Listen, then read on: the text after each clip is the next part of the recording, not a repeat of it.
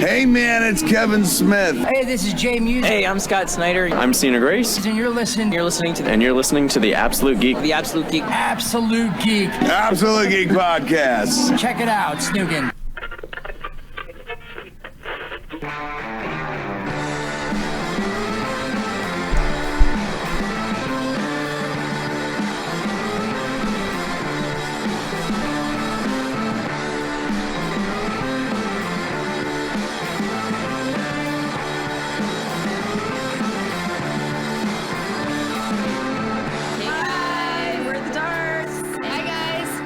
Night in Phoenix. You're listening to the Absolute Geek Podcast. Welcome everyone to your mom's new favorite podcast. It is the Absolute Geek Podcast. I am Matt. I'm Kyle. I'm Brian. Yeah, you guys could hear me on breathing and stuff, huh? Yeah, it's because my audio settings, but whatever, because we had to make a change. We got to find out if Google Hangouts is going bye-bye. I knew it was going bye-bye, but I didn't expect it to be there one day, and then the next day it's like, oh, well, we can't use it. So yeah, guys, if everything looks a little bit different this week, it's because the way we normally record with Google Hangouts or Google Live through YouTube, or Hangout Live, is no more. So they discontinued it, so we had to pull an emergency backup plan, I guess you could say. But whatever, we'll make it work for 1 week. We'll get it figured out. But what are you chuckling about over there? He says his mom prefers Couch Crunchers podcast. Hey, that's all right. I mean, we can't all prefer a talented podcast. Sometimes we like bland and ordinary, just like the missionary position. Kyle is back with us, everybody. He's back from Area 51. Woo! Yeah, and we had to make a trade. So in order to get Kyle back, we had to give him Jose because they wanted to clap some human ass cheeks, and Kyle wasn't down for that. So Jose volunteered. Yeah. But he didn't have to join the group that was going to storm in because the guys at Area 51 are big fans of the show, and they heard he was coming, so they just let him in, and they gave him some goodies. Kyle brought back some goodies, and he knows I'm a big fan of aliens and UFO and stuff, and so they actually gave him a telephone port hologram thing to a different star system. So for everybody out there that wants to reach the Pleiades, this is how you do it. And this is our friend J-Rod from the Pleiades system. He's not able to talk right now, but one of these days we'll get him on the show. And then they hooked up this kick-ass shirt. For all of you that know who Bob Lazar is, that's Bob Lazar, and I was pretty stoked. So big thanks, Kyle, and big thanks to the guys at Area 51. I didn't even have to break much drywall since they just let me in. Yeah, it was pretty cool, man. It's pretty cool. I really am bummed out I didn't get to go because I didn't think you would make it, and now I feel shitty that I didn't go. The only shitty part is all the hotels were already booked up. I had to sleep in the fucking desert. Yeah, but at least you got in. You were so jacked up on Monster, you didn't sleep at all. They let me in with open arms. Yeah. Did you get to clap any alien cheeks? I got the clap from an alien cheeks. Yikes. Yikes, that shit'll follow you. Yeah. So, anyways, that was our last couple days. That shit will stick with you. Real quick before we get started tonight, guys, like I said last week, we're gonna try and get those likes up in the podcast. So I'm showing just on YouTube alone 6 people in here, so I want to see 6 likes. If we get the video up to 50 likes, we'll do a drawing for a winner to win this Spider-Man Venom print, frame included. It has a nice 11x17. It comes in a nice little frame. So if we get this video up to 50 likes next week, whoever's in the chat, we will do a drawing and give it away. If not, we'll continue to offer it every week until we hit that 50 like mark, and then we'll give it away at that point. But remember, when we're still on the road to 200 YouTube subscribers, I give away that 9.8 Marvel Legacy #1. It's a 1 in 100 Alex Ross variant. So it Very doesn't matter cool. how many times you write like in the chat, Tim. It doesn't count. And just remember, everybody out there who listens to us after we upload it Monday through, on Monday, we are live on YouTube every Friday night at 7:30 Arizona time. So to those that listen to us during the week, if you ever want to come hang out with us on Friday, you can find us on YouTube, and that's the exact place where you need to like and subscribe to us. And that likes thing will run throughout the week too. So we'll go from Friday to Friday. So if you're catching this video on replay, make sure to hit that like button and make sure to hit that subscribe button. And when we get this video up to 50 likes, we'll be giving away that print. So it's a pretty badass Spider-Man print, if I do say so myself. So yeah. What is that? Yeah. Very cool. Very cool. Sorry about that. I had the mute off. But yeah, very cool. So definitely hit that like button, subscribe, and go win yourself a print. Unfortunately, our guest this week for the comic knowledge. Hold on, it's got to be known that Bogcast says that they're watching the show butt naked. That's the best way to watch it. Yeah. Free balling. Yeah. With the fan blowing, cooling you down. Comic topic of the week is we got a little change up. We were going to try to have David back on with us, but he had to cancel. So tonight we will be talking about a different comic topic, but I want to give a real quick shout out to Anthony over at Bird City Comics. We are going to have him on next week for the comic topic of the week. And for all of you guys out there that will be doing or that are looking into the live auctions and all that fun stuff, definitely join in on that. Anthony and Bird City Comics are doing some killer stuff on live auctions. So while we are talking about the comic topic of the week a little bit, I will be showing you their live feed, which has an auction going on right now. So definitely check them out, but only in this show right now. Yeah. Don't go to their show and not watch us yet. Yet. But so the comic topic of the week, Matt, why don't you go ahead? You were somebody that definitely wanted to kind of talk about this a little bit, and you thought about it in with the quickness. So go ahead while I share our screen and tell us what you want to do. One more shout out before we get started. I want to give a shout out to Gregory Schoen from Raygun for fucking hooking me up with his goddamn awesome fucking shirt. I'm the only one on the planet who's got a Raygun shirt, so all you guys can suck it. There you go. Would it feel bad if you learned that was a lie and that somebody else on the planet, 2 other people on this planet have one? Oh, who else has one? Me and him. You never said you had it. Yeah, I have one too. Then why did you lead me to believe that I was the only one that had one? When did I tell you were the only one that had one? The whole time. No. All the way up until right this second. No. You never once said that you had a Raygun shirt. I didn't expect him to make me one. I know he said he was making you one because you were giving him an Absolute Geek shirt, and when he handed it to me, he handed me 2 of them. So I won't wear mine on the show that way, so you can at least people.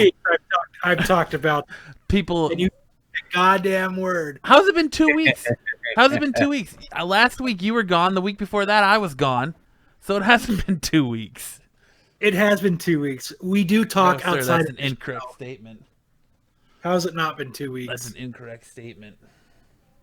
Well, Our comic topic of the week this week is Kyle and his incorrect statements. the difference between a cameo and a first appearance and the politics behind it. It's not really the politics behind it. I mean, if you want to get into politics behind it, we can, but... Well, every time you talk about that topic, the politics behind it are going to come up. But it is definitely an important topic that people that are, just kind of getting into comic book collecting need to know about, because it could be a game changer on what you collect and what you don't collect.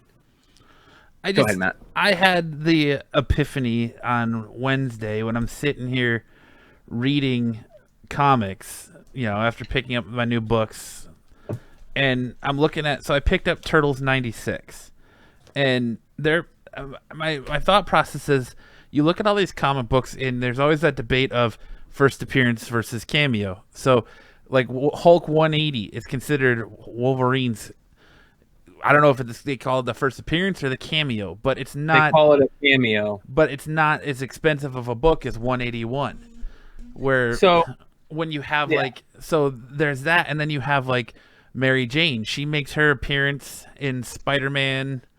I can't remember what her first appearance is, but they call it a cameo because she's got a flower over her face, and her actual first appearance isn't for like 17 more issues. And it's the same thing. It's one panel on the end, and it just finally shows her where she says, "Face it, Tiger, you've hit the jackpot."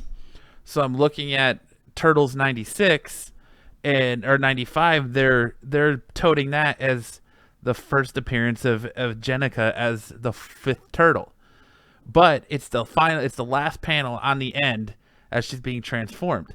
So my thought process is, wouldn't that be considered a cameo in 96, which actually has like 6 or 7 panels of her as a turtle? Wouldn't that be considered her first full appearance?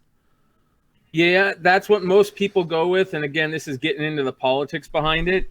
This is a very hot topic, especially in the speculation game.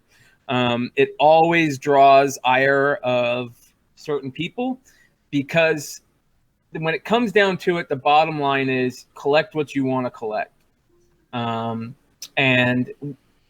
some people like myself, I enjoy finding those cool cameo first appearances, or whatever you want to call them. I call them cameo / first appearances. But I enjoy finding those just because there's different types of cameos, in my opinion. And Matt was 100% right. The biggest way to explain this, and the biggest one that people use, is the Incredible Hulk 180, which shows the Wolverine in the very last panel on the last page, like, oh, who's coming next issue? And there's Wolverine type thing. And then 181, of course, is his first full appearance and first cover appearance.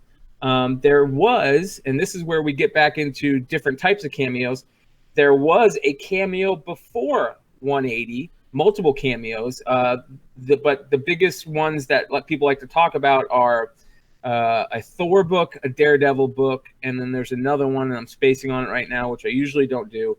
But in these certain books, there's an advertisement that shows Wolverine coming in Hulk 181, and that was advertised months before Hulk 180. So some people like to consider those cameos. Also, some people like to consider cameos appearances in magazines like previews, first appearances and previews. Are those considered a cameo, or those considered a first appearance? Also, things like Comics Interview Magazine, or those other, Wizard magazines. Sometimes first appearances are in those. There's also sometimes first appearance / cameos in free giveaways. So it can be a very tough topic to talk about, but it's all about what you want to collect. And if you really are a first appearance guy and you're all about, having that first appearance, the bottom line is the market will say what is the first appearance that everyone wants to go by. And that market is what's the important. What are people buying? So if you say people want the first appearance of Wolverine, they're mainly buying Hulk 181. People want the first appearance of Taskmaster, they're buying Avengers 196, even though he appeared in the last panel in Avengers 195. Well, here's the thing. Here's a good one. Gambit with Avengers Annual 14. He's in a handful of panels, but that's not considered his first appearance. His first appearance is considered an Uncanny X-Men. You're 100% right, Matt. Again, that's the whole thing. It's such a big issue in comics, the whole cameo first appearance thing. So if you're a new collector out there who is looking to collect and they want to try to collect first appearances versus cameos, I mean, what are some rules of thumb that you as a collector go by? Again, first rule of thumb: collect what you want. If you think cameos are considered first appearance, collect those. If you think first full appearances are the first appearances, collect those. Number two, the market will dictate what the market thinks the true first appearance is. So again, you have a majority of people who say this is the first appearance. That's what the market's going to say is the first appearance. And it changes. It does change. And so you got to be aware of that. Here's a perfect example. Back in the late 90s or mid 90s, sorry, I thought Harley Quinn was going to be a superstar of a character. This is before anybody really knew much about her. All we had was the animated series. And back then, Wizard basically was saying, and she wasn't a big character yet, but Wizard was basically saying that the prestige format Mad Love is Harley Quinn's first appearance, her origin and first appearance. Nobody knew about Batman Adventures 12. As a matter of fact, if you go look in old Wizards, they don't even list Batman Adventures 12. They don't even list it, yet alone list it as a first appearance of Harley. Very few Wizards will you find where it even says Harley's in that issue, because they don't even list it in most Wizards.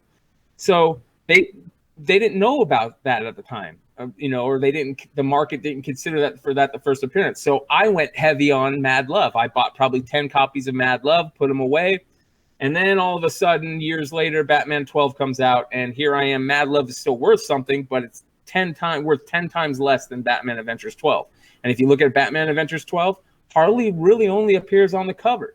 So that's kind of the thing. The market dictated which is the first appearance of Harley in that case. Whereas in the past, it used to be Mad Love. Now the market's saying, no, it's Batman Adventures 12. Here's a perfect example of with Harley Moore. There's other first appearances of Harley that came before Batman Adventures 12. There's a comic book / cassette tape thing that they put out that has an early appearance of Harley.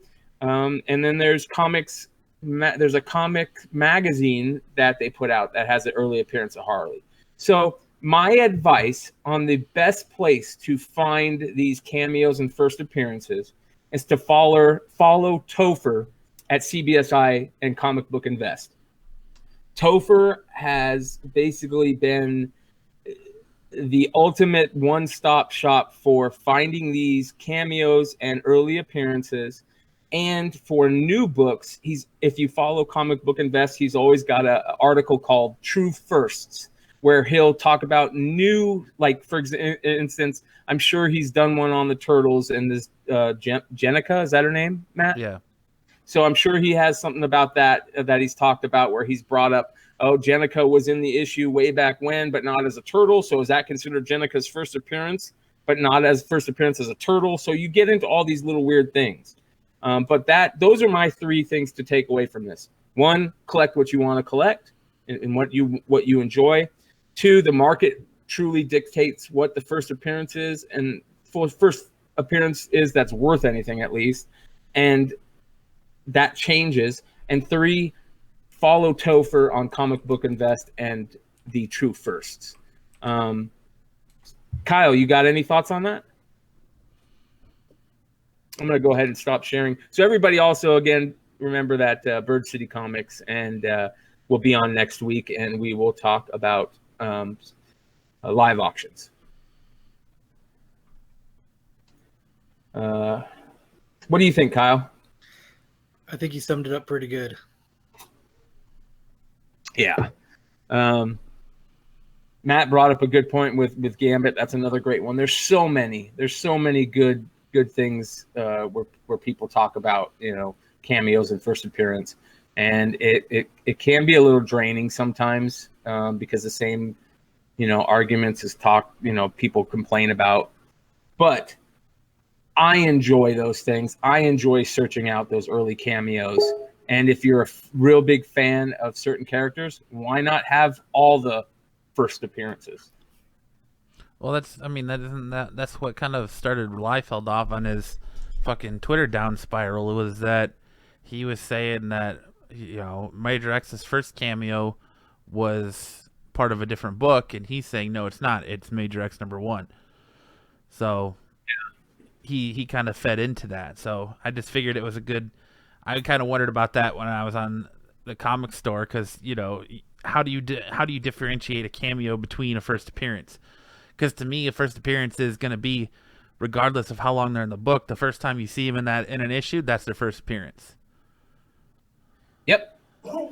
Yeah.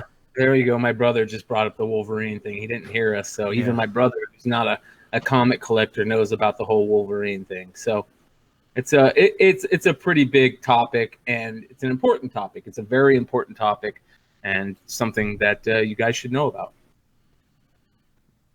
Tim says SoulCal Rob's word is gospel. I can't talk. Sagoo. Yeah.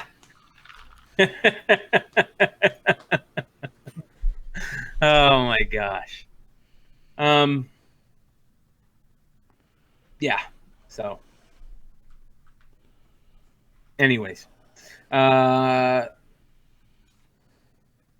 guess one of the best topics of the week is, of course, the Angry Girlfriend Spider-Man book has made its way back into our internet feeds.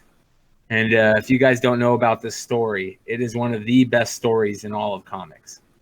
I think that we've all kind of known about, us three have talked about this book with each other before. It's kind of a revenge gone wrong thing.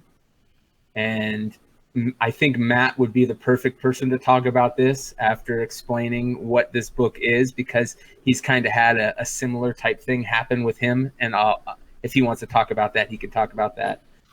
Well, I mean, I'm not going to go into detail about that, but is it bad that as a collector I want to own this book?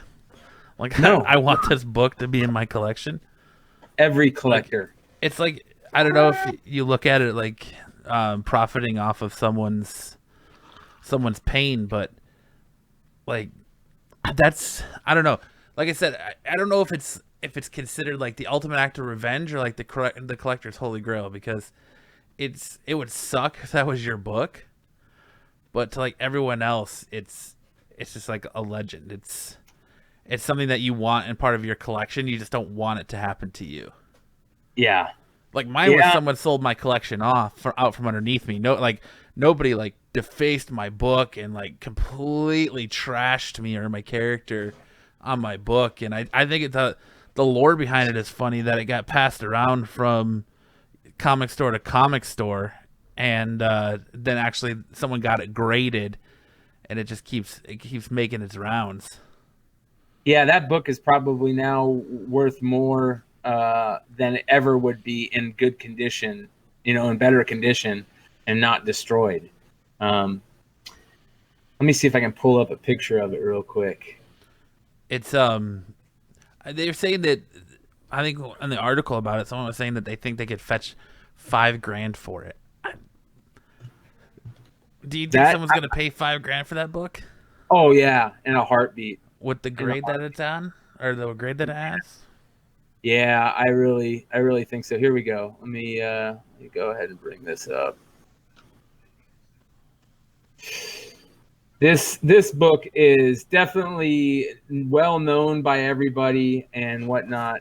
So there we go. So I think that people want this book, that's for sure.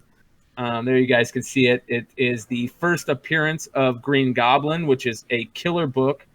It's actually in really decent shape, other than what you see on the front cover, which his jilted ex loved to say, "Go to hell" on it, in big fat marker.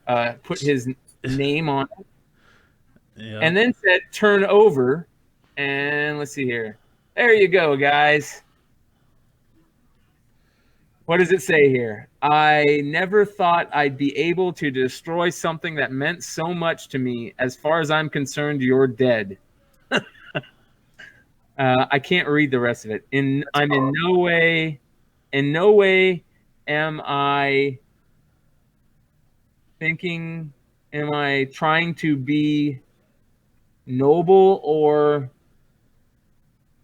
I don't know. Anyway, she destroyed the comic. She wrote all over it, and it was a beautiful copy. As you guys can see, it looks really nice. It doesn't look torn up or anything. And they had to give it a 1.8 grade. Maybe they restored it because she ripped it up. I can't remember. But it looks very presentable, and it's got such a lore behind it and everything that, yeah, people will definitely pay big money to have this book. Every major comic collector knows about this book, especially people that are on Facebook and stuff like that. They know about it. So I don't know, but you think $5,000, Kyle? Would you pay $5,000 for that book? No. I would. I would pay $5,000 for it because you could probably sell it for 10.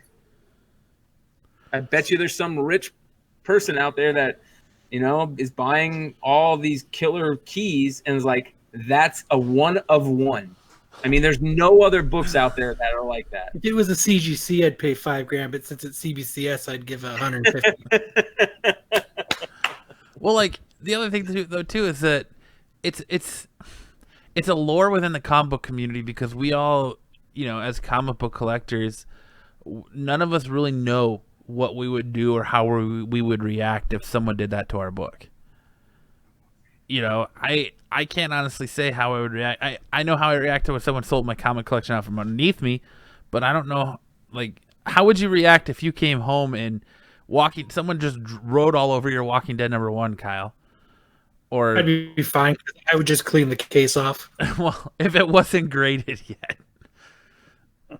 Or like your Hulk 181, Brian, or, it's, I don't know how I would. Brian would just wipe off the case. Yeah. Yeah. I mean, God, how terrible would it be if they actually ripped it open? But I'm just saying, ungraded book, like, I don't know what I would do. Like, if I came home and someone had written all over my Spider-Man 121 like that, like, fuck you, yada, yada, yada. Like, it's the ultimate revenge as far as, like, for a comic book fan. But then as us, as the collectors, we're like, man, that's like a priceless, one of the kind of thing we want in a part of our collection. I don't know if I'm going to pay $5,000 for it, but, I would still use it. I'm trying to think if there's any other, collectibles out there that are in this same type of atmosphere. Not that I can think of. The only thing I come off the top of my head right now is like and this isn't from another person writing on the on the card or anything, but is the fuck face Billy Ripken card that has kind of the aura around it. Other than that, I can't think of any other collectible that kind of has the same type of situation.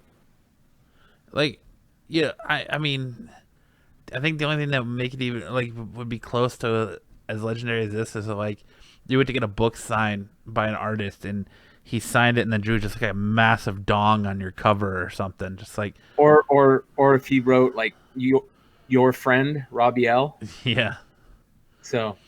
Or if you paid for it to go to CGC to get a signature series that you didn't witness the signature and it comes back with the dude's signature and a giant dong on it, like, what are you gonna do?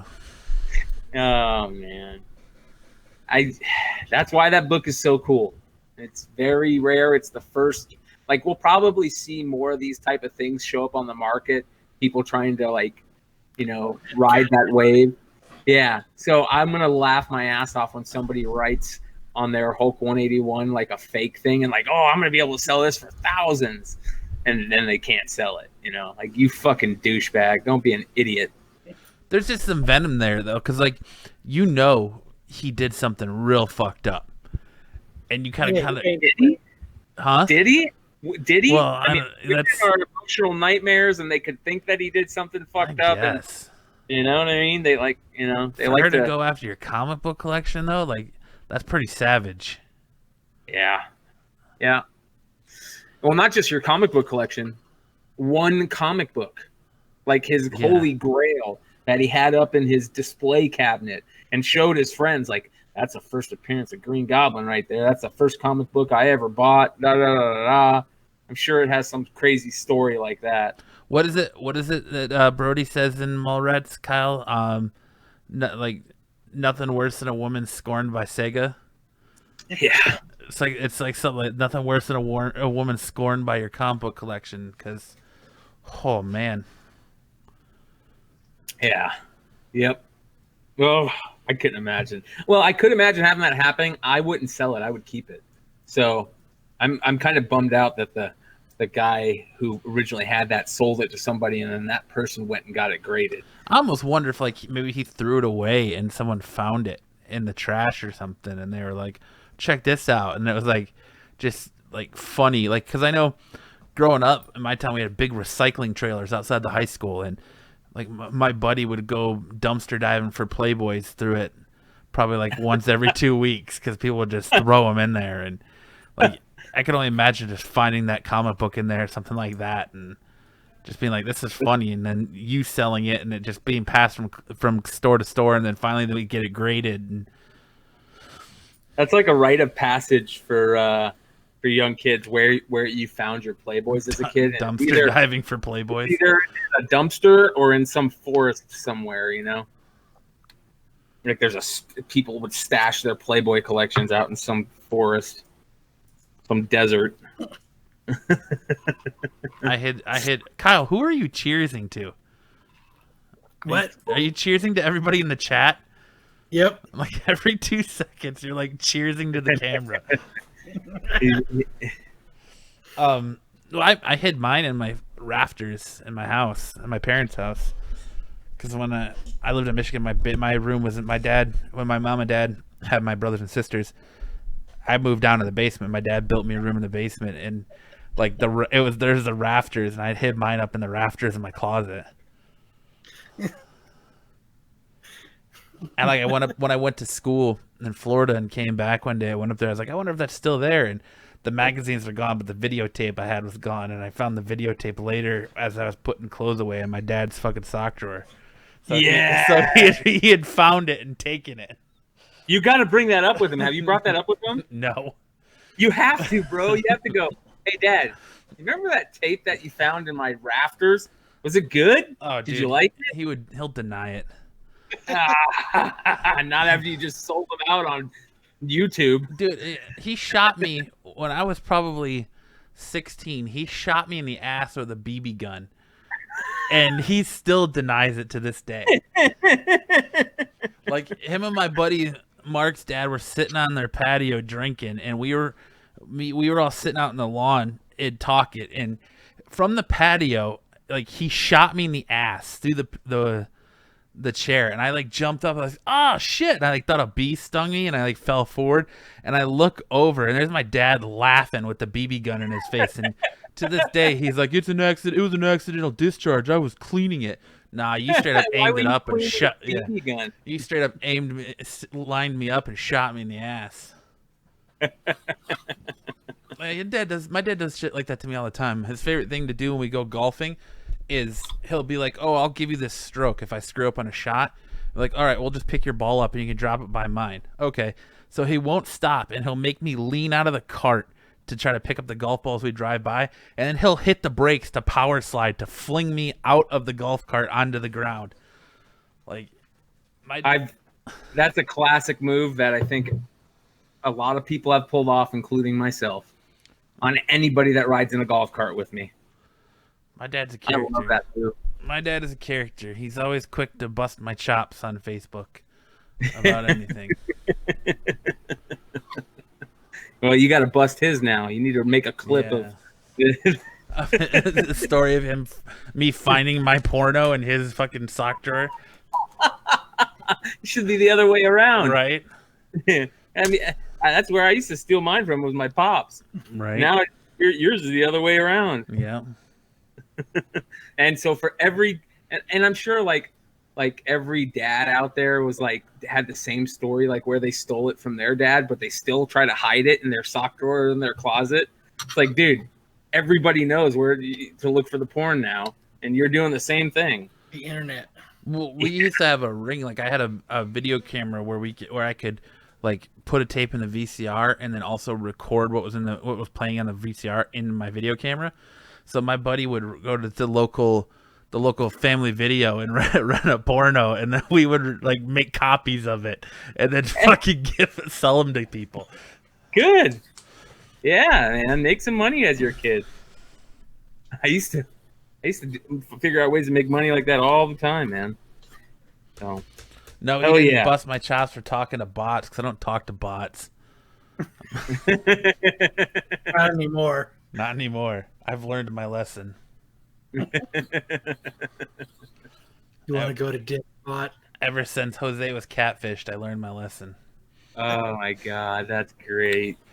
Oh yeah, Jose's not on the show tonight. Was catfished. Yeah. Is he continuing? Is he being catfished again? No, we're not going to go down this road. Kyle knows why I brought it up, but we're not going to go down this road. Okay.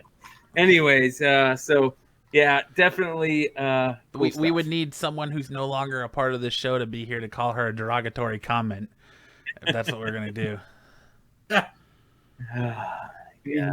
No, you can't let Kellen call her a hooker again. No, you're right. I can't. All right. Speaking of hookers, The Boys. What a fucking good show, man. I'm not done with it yet, so I hate to say that, but I'm only a couple episodes from being done with it.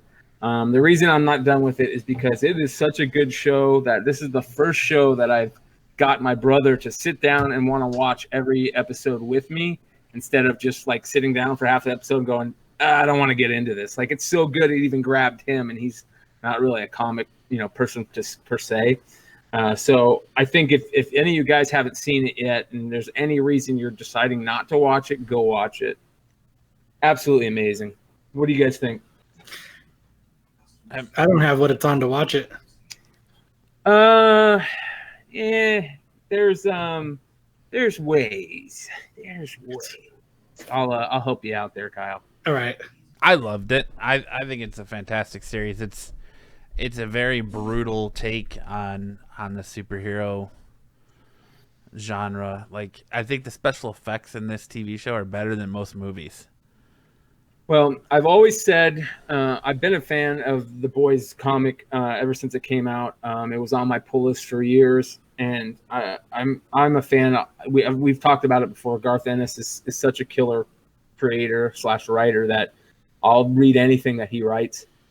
And one of the things that I've always said about the Boys, I feel that this was one of two things: either Garth Ennis, like his love story about Watchmen, or him going, I want to write a comic like Watchmen. I really think this is Garth Ennis's take, his really dirty and in-your-face craziness take on Alan Moore's Watchmen. It's basically the same premise. You got some, superheroes that are doing some bad shit, and you got to figure out a way to stop them. And we talked about it, I think, last episode, Matt, where we talked about Simon Pegg, being the dad and how the original character was based on Simon Pegg. Yeah. The kid that they got to play Huey is absolutely perfect.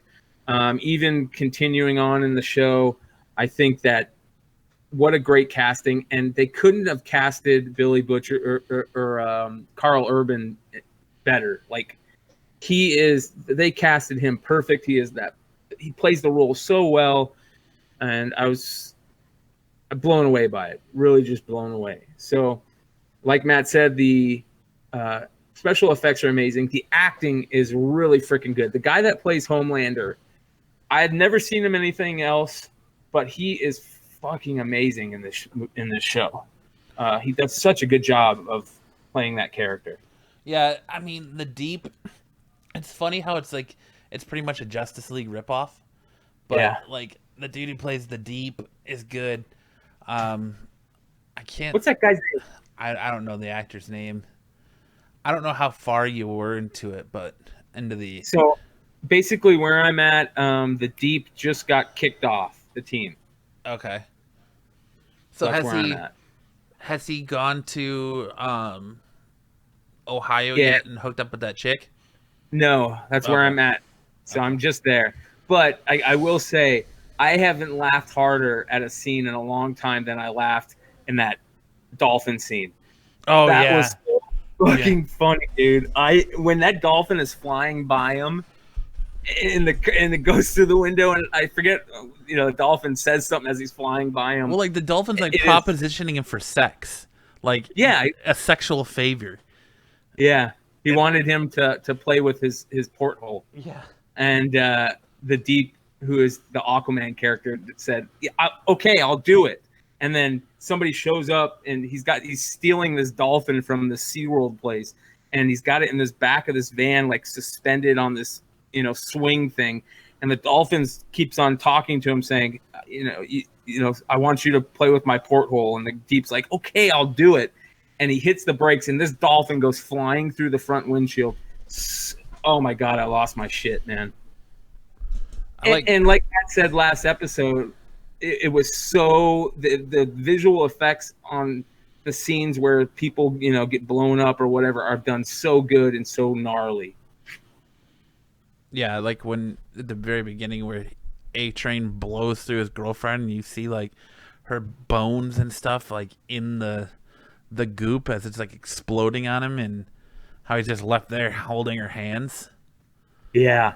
Oh, it is fucking great. But it shows you, like, when you're sitting here reading these comics, you're like, man, like superheroes are so just and righteous and Boy Scoutish, and you're like, you can't tell me that if you had these super powers, you wouldn't be a perverted fucking creep.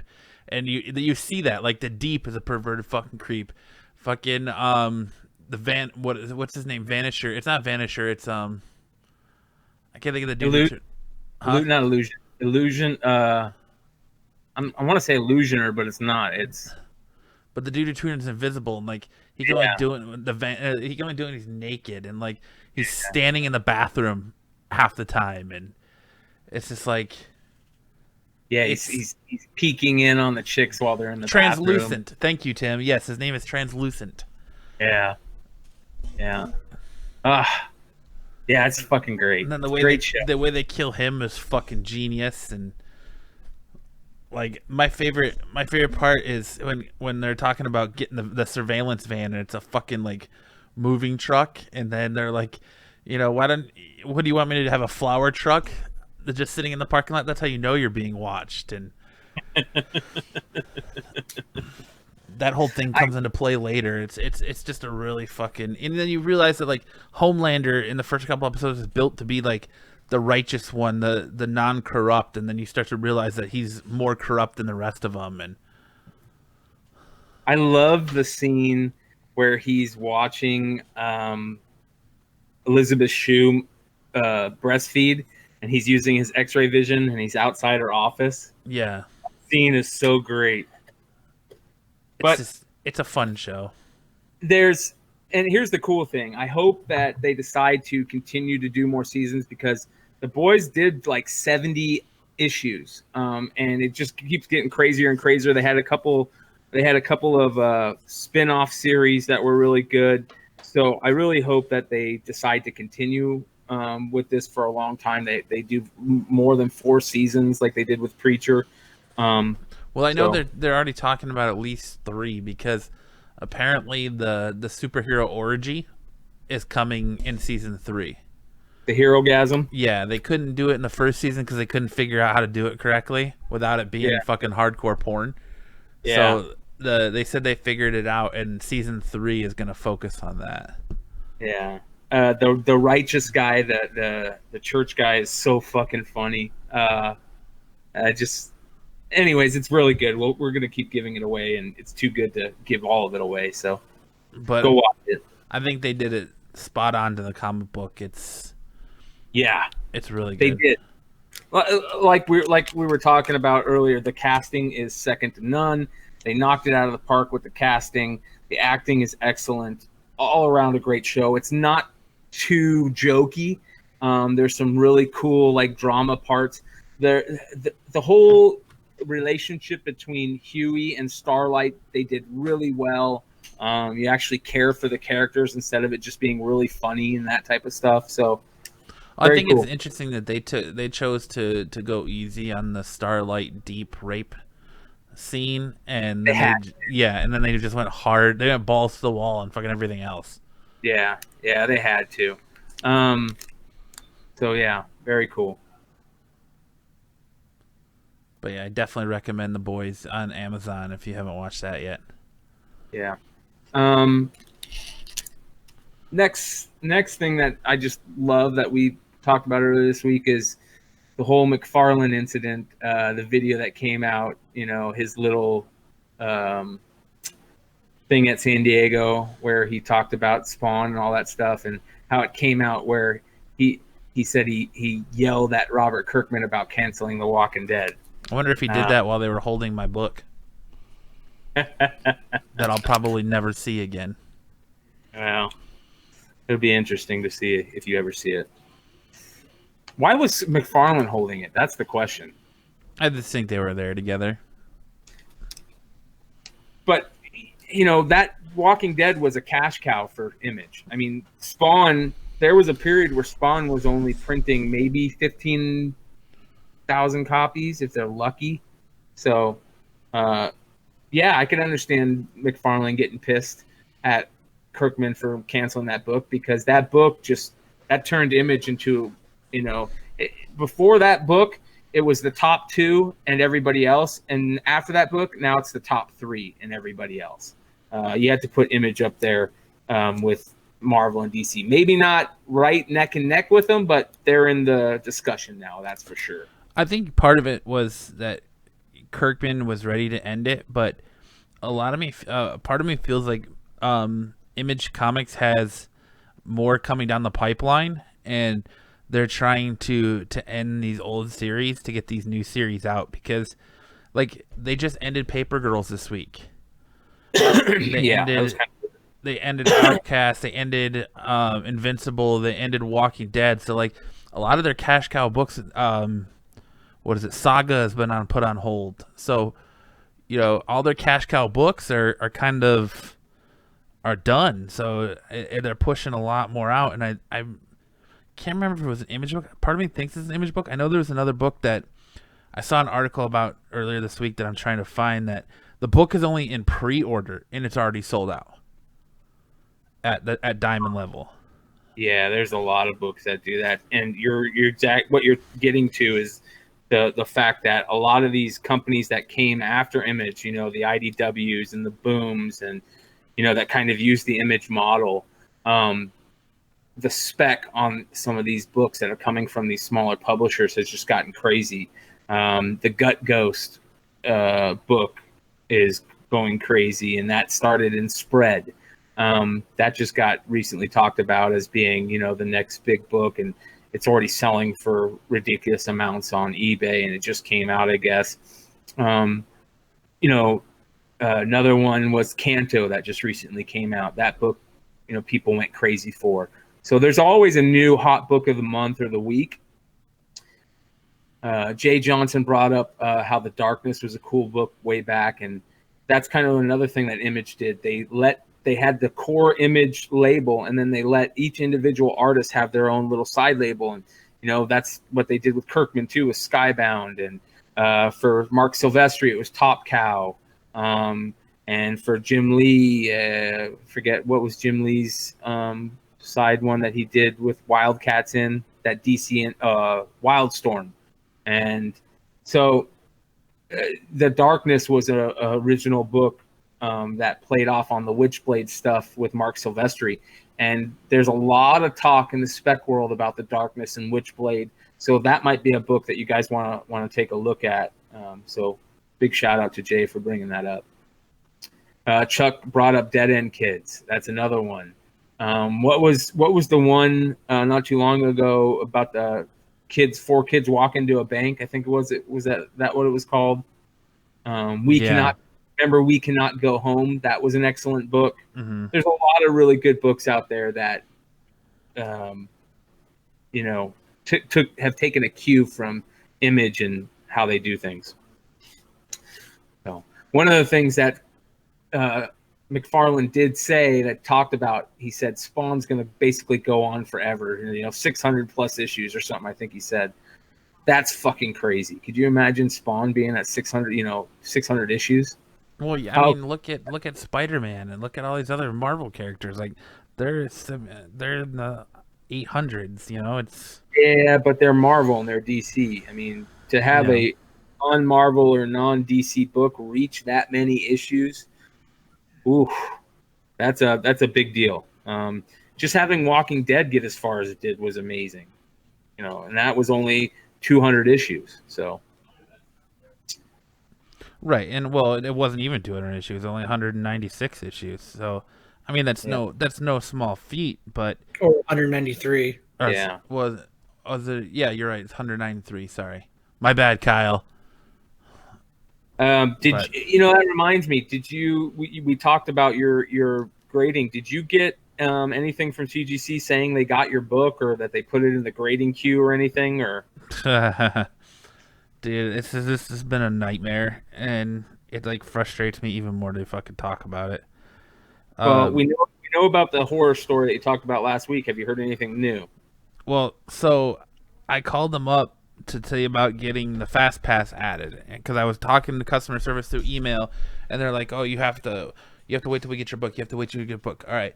So they finally messaged that they got my book. So I tried to call in and put the Fast Pass, and they're like, "Oh no, we can't do that." What do you mean you can't do that? Yeah, we can't add that. It's too late.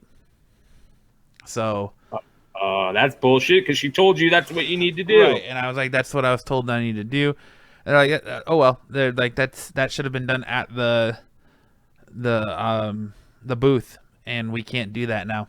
And I ended up losing my shit and calling their entire system incompetent. And I was like, I talked to Kyle, and then after that I called him back, and I was like, I just want my book. I was like, I don't even want to fucking grade it. And I just send me my book back. And they're like, oh, it's too far in the process. I was like, I don't want to grade my book. I don't want to give you my money. And they're like, oh, well, too bad. You already, it's already here, and we started the process. So we can't just send you the book because it was a signature series book. And we witnessed the signature, and it's part of our service, blah, blah, blah. And so I told Kyle, I'm just going to fucking put a stop payment on my credit card and not pay the motherfuckers. I don't care. And you know what? We should also clip out your original story and put that shit up on YouTube, man. Let's clip that shit out and let's let them see that. And, more people need to start complaining. I know that we complain a lot about CBCS just because they're such a shit show, but we have to hold, CGC to that same fire. They're not as bad as CBCS, but they do some stupid shit too. And the only way stuff like that gets changed is when people complain about it and the right people hear those complaints. So well, really at the end of the day, they don't care. It is what it essentially comes down to. You can whine and bitch and piss and moan all you want. They don't care. They got your money. They don't need to care, Yeah, well, when CBCS first, Kyle, you'll remember this very well, and I'm sure you will too, Matt. When CBCS first came, into the fray, everybody bailed on CGC, and CBCS was talked about like they were the greatest thing in the world, and they grade books at a higher standard and all that stuff. And all of a sudden they turned into a complete shit show, and now CGC has just dominated that market again. So everybody has problems.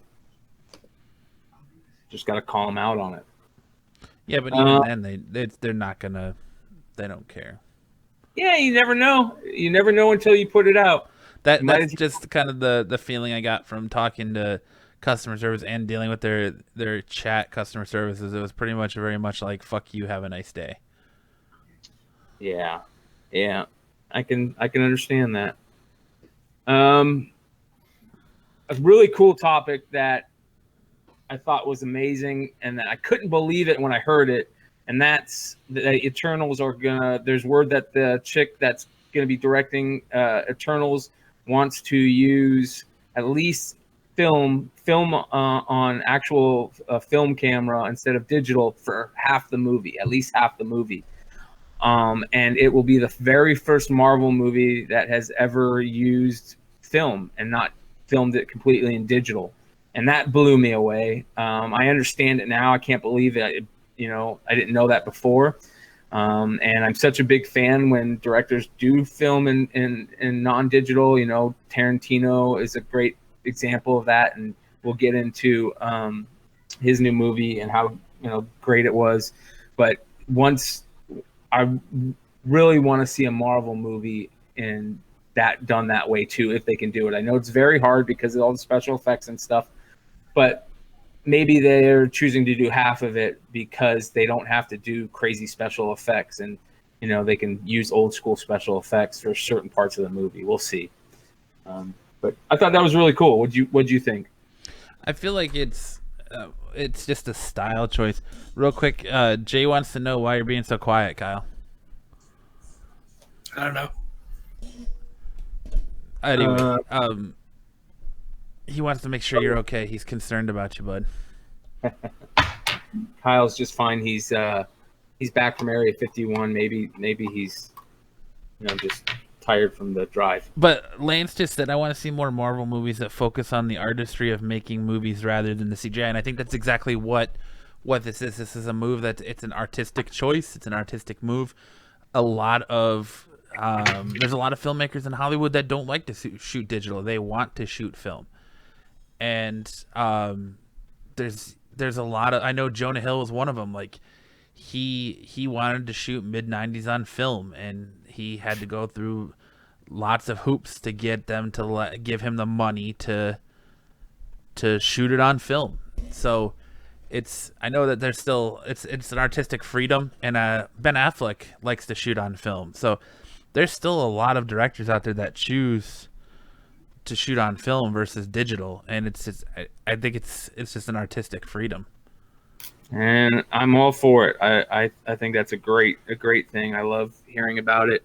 At the end of the day, can you really tell a difference though when you're sitting there watching digital versus film? I think fans of film and geeks of film, that kind of like us, I definitely think you can tell a difference. The normal person probably not. I don't think it's that big of a deal for them to want to, even be able to tell a difference. But I think like us can. I mean, it costs, like, that's a lot of things you'll hear in the indie filmmaker, and I'm surprised, like, you guys haven't heard more of it on podcast, talking to people who act and direct as shooting film versus digital. And that's actually the reason why I'm really geeking out on that, is because that is one of the things that gets brought up on the podcast a lot, is shooting in digital and shooting in film and stuff like that. So being a film geek, that's one of the things that you talk about, and it, for the most part, from what I've seen and heard, most people geek out about shooting on film. So, that's what you hear a lot too from talking to people, is that like Hollywood, they're not going to let you shoot film. You're going to shoot digital. Unless you're a big name director and they really trust you that this movie's gonna sell a shit ton and make that money back, they're not gonna let you shoot in digital or in film, because film's gonna be way more expensive than digital. Yeah, because film, you have to cut it and all that. It's not and can it and keep it stored correctly. It's not like you can just pop in and out a memory card and be like, all right, here you go, and move on to the next shot. Yeah, and it's tough because it's hard to find certain cameras. A lot of guys like to use older cameras and stuff like that. There was a film that I remember that I really geeked out on, and that was Hateful Eight. And if I remember correctly, what did he choose to? He filmed that on something special. Let me look up that real quick. 35 millimeter. Yeah, there you go. So you really didn't truly notice it unless you went to a special theater where you could really enjoy that. But the geeks that knew about it definitely went and enjoyed that. If I remember correctly, he toured. They did a special tour with Hateful Eight, where he would show them at famous, theaters around the country, old school theaters. Mm-hmm. I thought that was so cool. I really geeked out on that. It would have been cool to be something to go see, on the tour. So, but it's a perfect Segu. Yeah. What did you think about the new movie? What? Oh, Once Upon a Time in Hollywood. Yep. It was. I mean, I'm gonna probably get roasted after I've read Lance's review and he's in the chant, but I think it's pretty much kind of whatever. I thought it was really whatever. So I haven't seen it yet, but talking to Keith and a couple other guys, they had the same sentiments, and that is, if you're a Tarantino fan, you fucking loved it. If you're not a Tarantino fan, you hated it. No, I think it's long. Here's the funny thing, because Kellen and I went to go see it together, and Kellen's in film, and he's a huge film head, and he's in film school, and yada yada yada, and he's like, it doesn't feel like a Tarantino movie until the very end of the movie, and then it goes full on fucking Tarantino. Yeah. And there was parts where I'm like, it's boring. It was kind of boring to me. It was kind of like whatever, because it's all dialogue. Like, I loved the last like half hour, but it's a damn near 3-hour movie, and like halfway through, at the beginning of the third act, there's like still so much more that they need to tell you about Leo's character to push the story along. And they're like, shit, if we don't do this is going to be like a 6-hour movie. So they just have like Kurt Russell do a voiceover of a bunch of shit for like 15 minutes. And then they move on to something else. Like, and then they move on into the third act. So it's, yeah. I heard about that Kurt Russell moment. A lot of people brought that up, how, it was so slow that they had to bring in, the Kurt Russell voiceover just to kind of move it along. And I don't know. It'll be interesting. I think Brad Pitt is phenomenal in the movie. He outshines Leonardo DiCaprio. See, in every way. Exact opposite. I heard, not the exact opposite. I heard that from multiple people about Brad Pitt, but I also heard from multiple people that Leonardo DiCaprio blew them away because of the little things that DiCaprio does. For instance, that little stutter that he did, and how natural it felt, and that Brad Pitt's character was, kind of the cool guy, and DiCaprio had the more fun acting role, and how good he was in the role. So I'm really looking forward to seeing it. I just haven't had the time yet. Tim brought up a good point, and it's that, hey, look who's in the chat, Kyle. Greg's in the chat, Kyle.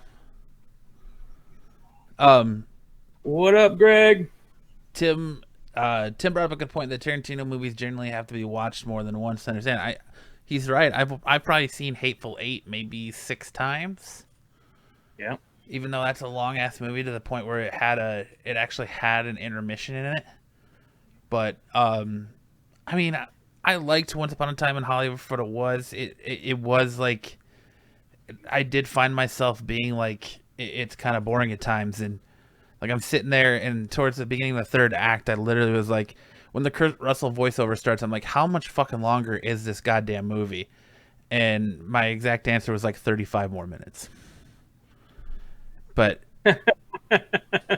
and I thought like the dynamic with the Sharon Tate stuff was very unique, and I thought it was interesting, his change on history on when it comes to the Sharon Tate murders and the Charles Manson family stuff was interesting and definitely different. It's funny because I've heard another thing I've heard from people, and this is, you can tell the difference in age, for the people that watched it. A lot of people were like, oh, I didn't understand that whole history thing. And it was like, what do you mean you didn't understand? Like, the whole Charles Manson stuff and the Beach Boys, like that was, I think anybody like our age, most of people our age knows about that stuff. and all the Beach Boys stuff and the La Bianca murders and Sharon Tate and all that craziness. And there's a lot of young people that just don't know anything about that. So they had a hard time grasping it because they didn't go in and explain it a little bit more. But I think that's just might be a generational gap type thing. I can't make it through El Royale, Jay. Like every time I start watching it, I fall asleep. I can't really make it through that movie. I'm trying to remember, what is that? I don't remember what movie that is. I'm spacing on that. What movie is that? What's that one? Bad Times at the El Royale. Yeah. It's got Jeff Bridges in it. It's got Chris Hemsworth in it.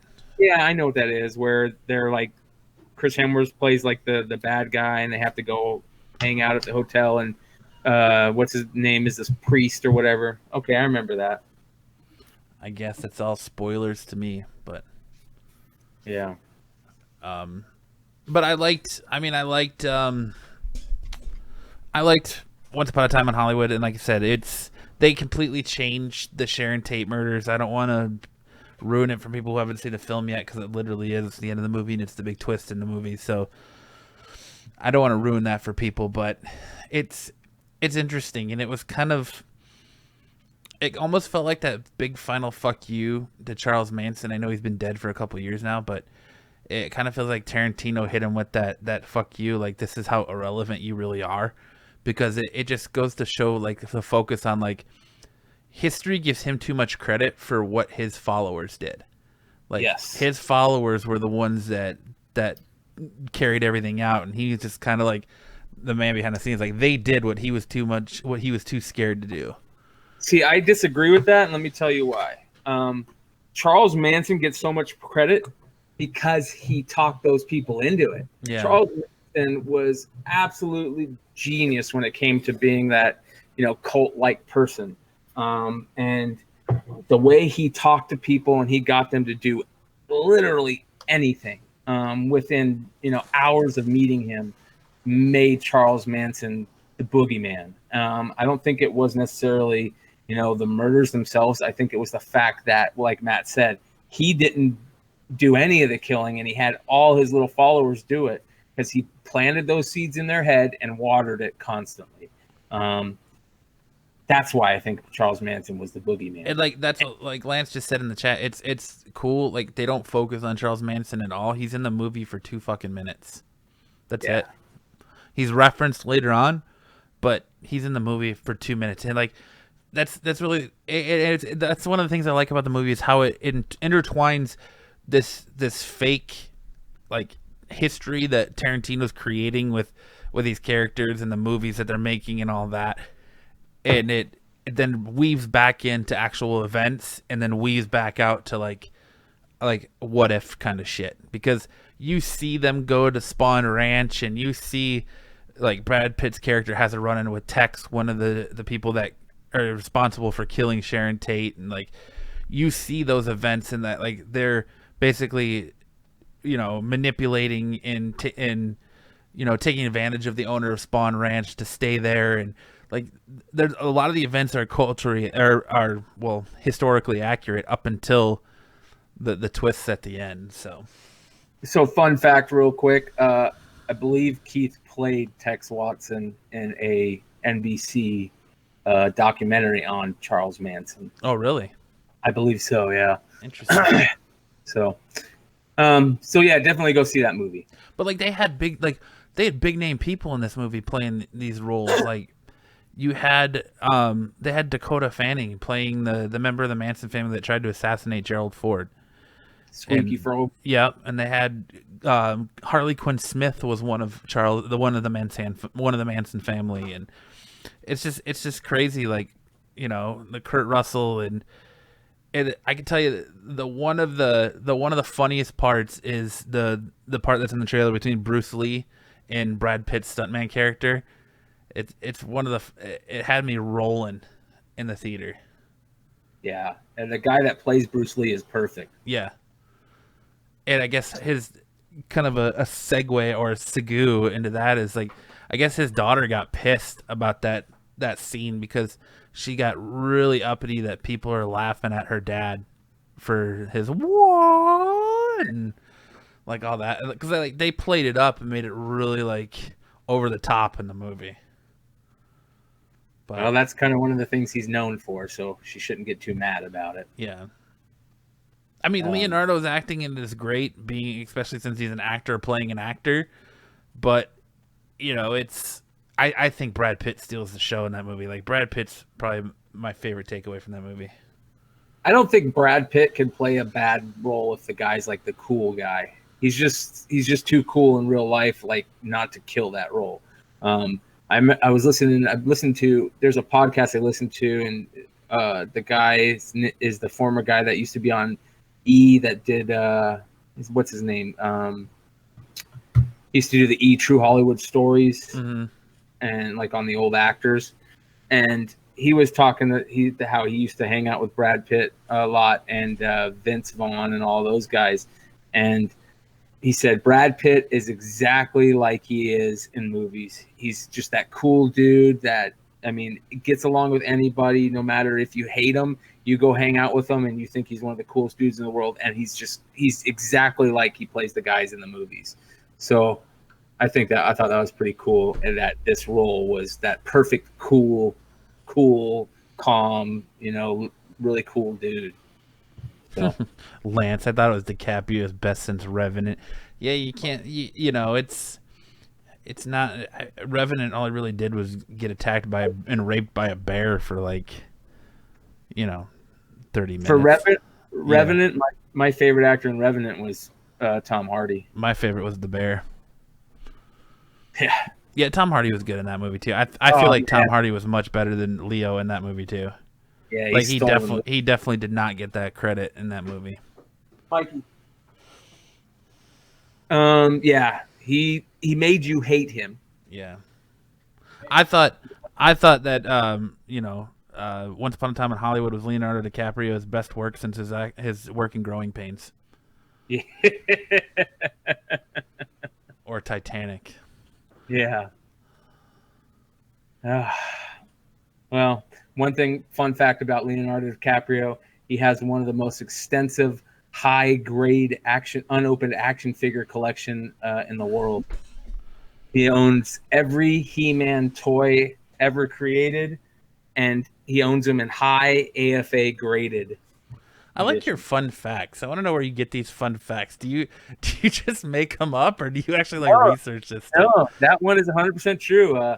He actually sold part of it, and it was a huge deal. And it was like, this big, huge article AFA did on it and his auction. So fun, very cool. Toilet reads. That's right, Lance. Fun fact: Leonardo DiCaprio has the biggest collection of Kirk Cameron memorabilia. Oh man. Excuse me. So another segue on the movie topic is the new Indiana Jones film.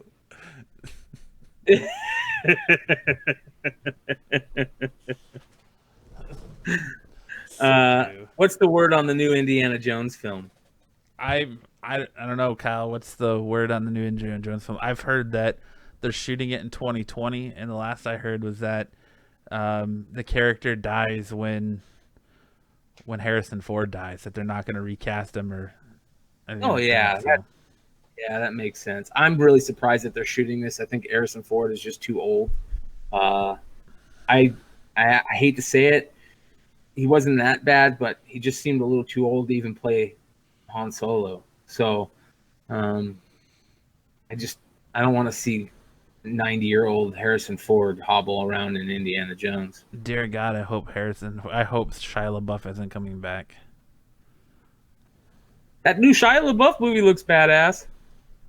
I really hope Shia LaBeouf isn't coming back. You see the preview for that? I have not.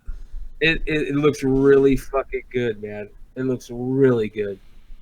I'm actually looking forward to it, and I hate to say that. The last Shia LaBeouf movie that I remember liking was a movie he did with Channing Tatum and Robert Downey Jr. Guy directed Your Saints. Yeah, kind of to segue though, like as long as we're on the topic of movies, what do you think about the rumor that's going on, or the speculation that Disney is going to start doing a series of R-rated films, and that's why Blade was announced as that it's not part of Phase 4 or Phase 5 because they're going to transition into a series of R-rated stuff. So that's why Blade was announced, and then Ryan Reynolds came out with the Deadpool teaser, the Phase 5 of the leak stuff. So there's a lot of speculation that they're going to branch off and to start doing R-rated superhero movies. It's kind of like a black label genre. Yeah, I could see that. I could really see that. I hope that happens. I think that Disney has been hamstrung by not being able to do serious or R-rated movies. There's a lot of movies that could have been better if they were able to, make those type of movies. I definitely am excited for more superhero movies like that. I think we need to see more dark R-rated superhero movies, horror R-rated superhero movies. You know what I mean? That's why everybody's stoked about Doctor Strange. That's why everybody was stoked about New Mutants when it first was announced, and it was going to be a horror movie, and what a shit show that turned into. So I really hope we do see that. And now that Disney basically owns everything, we need to see Star Wars. R-rated Star Wars movies need to happen. They need to happen. I hope to God that the new Weiss and Bainhoff, is that his name? Bainhoff and Weiss show, the Knights of the Old Republic, I think they're doing. That needs to be R-rated. And they could totally pull it off. That's going to be on Disney. Isn't that on the Disney Plus streaming, though? Yeah. No, I think they're doing movies. Originally, I think they were talking about it being a TV show, and then it got announced that they're going to be a trilogy. That's another thing. The Mandalorian show. I don't know much about Mandalorians. I know they're already working on season 2, but I don't know much about what's going on in season 1 or how Jon Favreau is handling all that. Yeah, Netflix. Lance says Netflix is going to ban Brian for smoking. Oh, man. This showed up in our Absolute Geek box, so. Yeah. Where the hell did Kyle go? He looks like he had something he had to take care of. He segooed his way out of here. He segooed his way out of here. Yeah. But yeah, I think it's interesting too that Disney Plus is gonna be an add-on to Hulu. Are they gonna is that for sure, or are they gonna... They announced it on Monday that it's gonna be an add-on for Hulu. Like you can add, so if you have Hulu, you can add Disney Plus to that service. I just wish that they would just put them all together. I mean, there's also let's just put them all together and change the name. You know what I mean? Yeah, I don't know. And I'm intrigued by the fact that we're going to get a Runaways and Cloak and Dagger crossover too. I'm very cool with that. I think Runaways is an amazing show. I didn't watch all of Cloak and Dagger. I didn't really get into it. So, but I'm all for it. One thing I'm pissed about is I have DirecTV, and last night was the series finale of iZombie. So I've been following iZombie since it came out, and I went today to go watch the series finale, and it's not there because they removed the channel because they're in a contract dispute. So because DirecTV and the company that owns CW are in a contract dispute, I missed out on watching the series finale of iZombie, and I have to wait for it to come to Netflix or something now. I think, that's absolutely bullshit, but I think that's a normal thing, isn't it? Don't like sports networks sometimes do the same thing? Yeah, they do, but like this is the first time like it's ever really been like, man, fuck this shit. Because it happened when they're doing the series finale of a show that I've been invested in. So yeah, that's kind of bullshit. That's why you don't have cable like me. Yeah, screw it. and get everything on the net. Nah, I would drive myself crazy if I didn't have cable. Yeah, I'm one of those people that could never go full on streaming, because by the time, like, I'll sit there and I'll scroll through Netflix and there's like nothing to watch. I'll find nothing that I can watch. I end up watching like the same show over again that I've already watched. And is full on streaming like going full force? Did you see that, bro? no, what? You didn't see that, dude? No.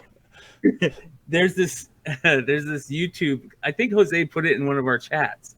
There's this YouTube documentary that came out on this YouTube guy. And it's called Full Force. It is fucking one of the craziest things I've ever seen. Yeah. The iDubbbz did it, right? With Yeah. with God, I can't think of the kid's YouTube name. Something Like Fatty, yeah, something Fatty. Airsoft Fatty. Airsoft Fatty, yeah. It was. I just watched it for a couple minutes, and the next thing I know, I've watched the whole thing, man. It was so fascinating. It was absolutely fascinating. And the thing that blew me away is that it had like 4 million views in like 5 hours or something like that. Yeah, it didn't. Well, because iDubbbz is one of the biggest YouTubers in the world, but just like when at the end when they start interviewing his crazy friend and they have the lightsaber battle, and he's like, I don't know why I'm watching this. Like, we built all the way up to this, and this is just stupid. He's like, this is the most boring thing I've ever seen. Yeah. The fighting in the woods and like, they're serious. Yeah. That one dude is fucking crazy, dude. It was kind of scary when the mom's like, I really think one day that we're gonna see a news story where he went out and murdered a whole town. Dude, all those people in that fucking documentary have to be on the spectrum, because like even the kid's mom is like, oh, our cat gets vanilla ice cream for dinner every day, and he gets a cone, and she's sitting there as the cat is like eating the cone, and it's like, what are wrong with these people? Did you see that, Kyle? Did you see Full Force? No. Oh, bro, you gotta watch it, man. Jose put it in one of the chats. It's the YouTube documentary. It's one of the most fascinating things you'll ever see, dude. It is. It's like watching the ultimate train wreck. Yeah, the kid's got one shoe off and one shoe on, and he opens that hole in the ground, and he's like, what are you going in the fruit cellar for? Hell no, there's snakes in there. You know, like... He's like, why do you have one shoe off and one shoe on? He's like, paperweight. It's the only thing I could think of. And he's got a shoe on top of the stack of paper. Yeah. Fucking weird, man. Anyways, it's really fucking funny. Check it out. Oh, this could be... all the papers fall out of his garage. Oh, this could be something really cool. And then he's like digging through it. He's like, oh, never mind. It's just a needlepoint pattern. Yeah. They found the ultimate treasure. Like, you think he found some crazy code his mom has been working on for years. It's good God. And the thing is that you guys have probably seen, Airsoft Fatty's videos all over YouTube. Oh yeah. Like, this lightsaber duels, and like the one where they're fighting and he trips over the trash can, and that one where he's gotten knocked out because the dude stuck him in the neck. Yeah. That was kind of weird. But that was the ultimate YouTube hole that we just let you guys. What? All right, I gotta ask Kyle, since you've been invested in the chat. What is with the dog shit? I think it's just everyone being funny. Like, I've completely lost on what everyone's talking about with the dog. Like, what, they see Brian's dog running around or something, or? I don't know. It's just Tim being crazy. Ah, boy. The wolf, and then Lance trying to who let the dogs out bullshit.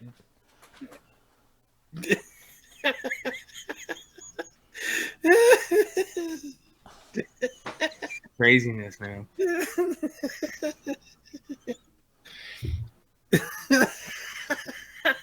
I have no idea.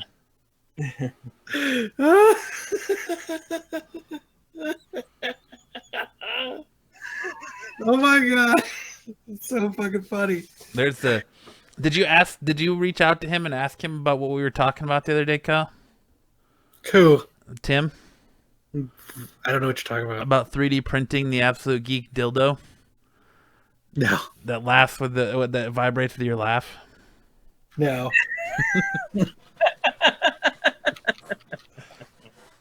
I hadn't got around to it. It hadn't come up in conversation yet. Well, whoops, it just did. Can you show up a close up of your dog? It's out there now.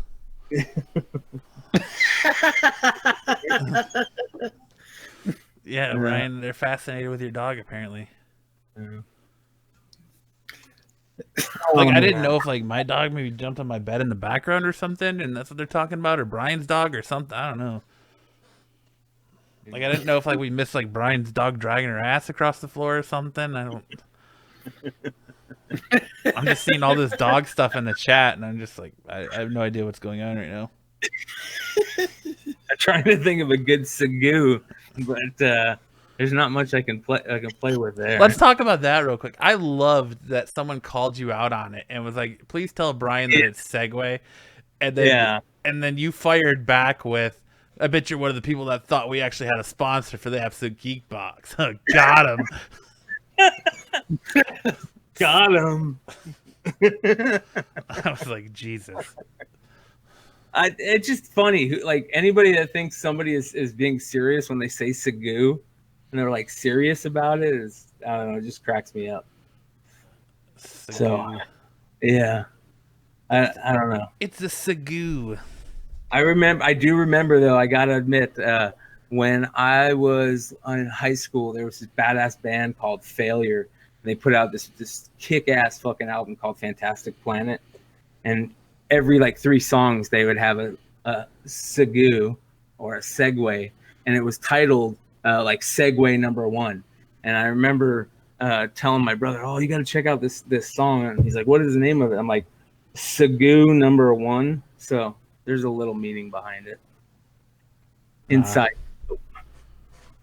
Well, to Sagoo on over to Kyle's been saying for a while that he would like a second Dogma movie. So what is your thought about them announcing that Matt Damon's playing Loki in Jay and Silent Bob's reboot? I think it's fucking awesome. I think it's kick ass. Yeah, I think it would be cool. Old ass Matt Damon. Yep. Dude, It's cool that he's gonna play Loki. Is Ben Affleck? Who's Ben Affleck playing? He's playing God, What's his name from Chasing Amy? yeah, he's playing Holden McNeil. Yeah. I didn't know if he was playing the dude from Mallrats or the dude from Chasing Amy. He's playing Holden McNeil. So I wonder if he played all of his different parts. Fucking A, man. if he was the dude from Fashionable Mail, if he still worked at Fashionable Mail. Yeah. And he was still trying to bone women in uncomfortable positions. Volkswagen. Yeah.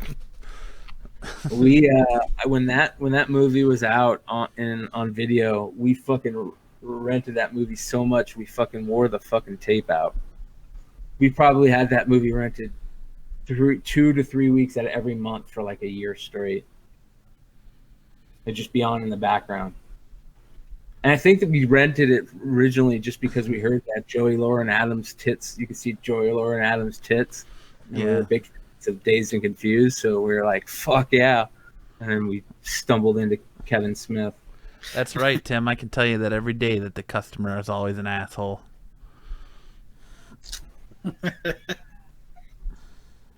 Yep. The customer is always an asshole. Especially when their name's Peter Parker and they're calling from Bangladesh.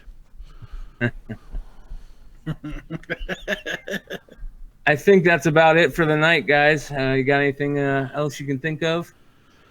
What do you got, Kyle? I'm good. You're good. My throat kind of hurts from talking so much. I know. You've been a real chatty Cathy. Remember to share our stuff and hashtag it AGP box to be entered in that drawing to get the Loot Crate box. So Yeah. And also, Yeah, guys, remember you got the. I know we've got quite a few giveaways here going on. We've got the Road to 200 to get that slab book. That's that you hashtag APG200 if I'm correct, or AGP200 to enter that one. We've got the Absolute Geek box that we're gonna give away next week. Supposedly, we might extend it though, just because it doesn't seem to be catching fire like I would hoped. But we'll probably give that away next week. And then we also have the Spider-Man Venom print with frame for the episode getting to 50 likes. So, guys, like I said last week, I feel like this podcast is one of the best geek and nerd podcasts on the internet. Every week, you know, we're here for you guys to dish out free funny, and Kyle has fun in the chat, and everyone has a great fucking time here every Friday night. And like I said, we definitely want to keep doing this, and we want to grow. And you guys, the best way to help us is sharing our stuff. So we do appreciate every time you share our episodes and our reposts and our tweets and everything like that. It's fantastic. So if this is your first time finding this show on YouTube, make sure to hit that like and subscribe button. If you're listening to this on the replay or on the download, make sure to listen or you can like and subscribe on iTunes, SoundCloud, Stitch, Podbean, iHeartRadio, Google Podcast, pretty much anywhere podcasts are available. We're there. Make sure to leave us a review. That goes a long way to help us in the standings. But so for this week's episode of the Absolute Geek Podcast, I'm Matt. I'm Kyle. I'm Brian. The rapper. The rapper. That's what we forgot to talk about. The rapper. Yes. God damn it. We gotta talk about that. The rapper. All right, we're gonna talk about this real quick. For those of you that don't know, The fucking rapper. this is the ultimate score for a G.I. Joe fan like myself. This is the I'm fucking dying. G.I. Joe Steel Brigade original send-away figure form that I sent away for when I was like 7 years old. And you got to choose your code name. And this is what 7-year-old Brian chose for our code name for my G.I. Joe figure. The Rapper. You were you were obsessed with lasers as a kid, weren't you? Yeah. So this is what I get to choose all this stuff. So this is what I chose: code name, the Rapper, and the Air Force. His primary military specialty, martial arts. His second military specialty, laser weapons.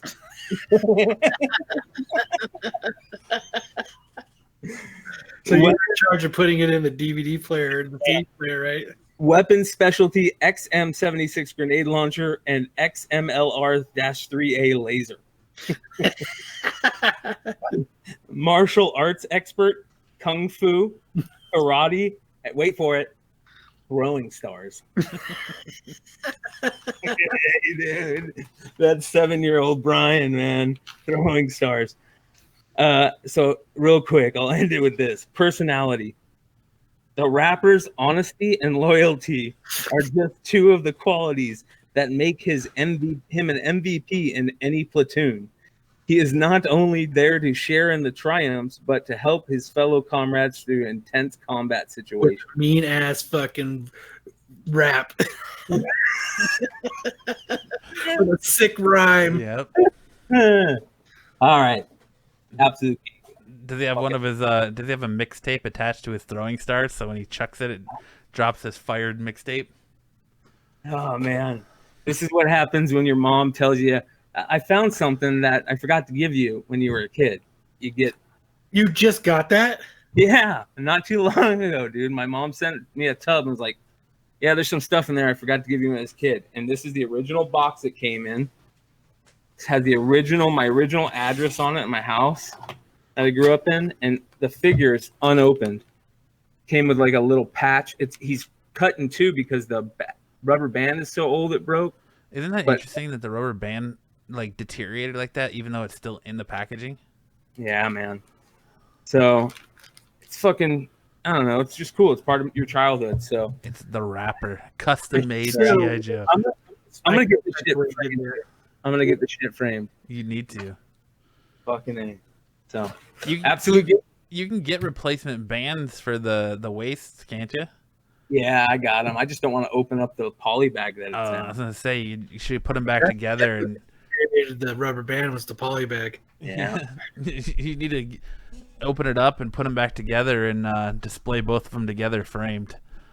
So as the obvious thing to say, and Tim, you fucking nailed it. Now you know, and it's half the battle, my friends. G.I. Joe, Absolute Geek style. The wrapper is out. The rapper has spoken. Oh man! All right, guys. Well, I want to thank you for this week's episode of the Absolute Geek Podcast. Again, I am Matt, From Kyle. I'm Brian. and we will catch you guys next time.